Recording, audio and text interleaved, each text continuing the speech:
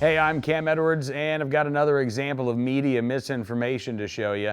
You know, sometimes even the folks with whom we largely agree with get stuff wrong. Case in point, Fleischer on CNN using some language that actually comes from the gun control advocates. Take a listen.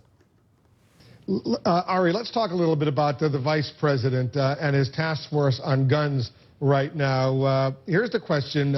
He's obviously going to come out with his recommendations, he says, by Tuesday.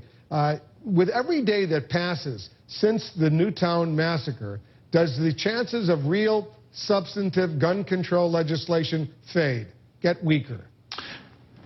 I don't think so. I think Newtown is so searing in people's minds that this has a longer lasting factor than most shootings previously.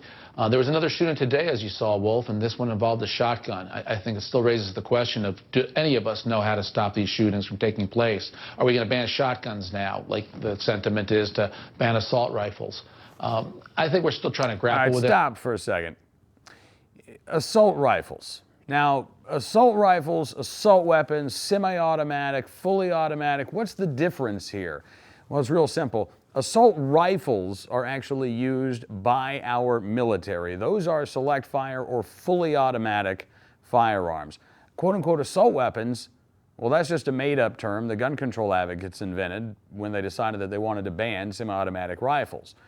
An assault weapon has no definition. I like to say that it simply means a gun that I want to ban. All right, let's go back to the videotape. Yes, I want to see what the vice president comes up with. I hope it's balanced. I hope it's not just gun control in disguise as a way of taking advantage of Newtown. We do need to do something, but if it's only one thing, it's not going to be effective, and that's what we learned with today's shooting, certainly. I also don't accept that nothing can be done, that we hate to say there's no answer. But I do think both sides have to give. I think there's a speech issue that involves Hollywood and video games that I hope the vice president puts on the table. And I think just like we travel and have to go through metal detectors and take off our shoes, there may be some infringement on our liberties that we don't want to live with, where law-abiding people with automatic weapons may have to give something up. But it's got to be a balanced thing. All right, let's stop there again, too. Now, we can... I don't even have time to get into the philosophical debate. I would simply point out to Fleischer, we're not talking about automatic firearms. Those are covered under the National Firearms Act of 1934. What we're talking about are semi-automatic firearms. These are guns that have been around for 100 years. In fact, one of the anti-gun bills we saw introduced in Illinois after Newtown would have banned 1911 pistols. The reason they're called 1911 is because that's when they came out.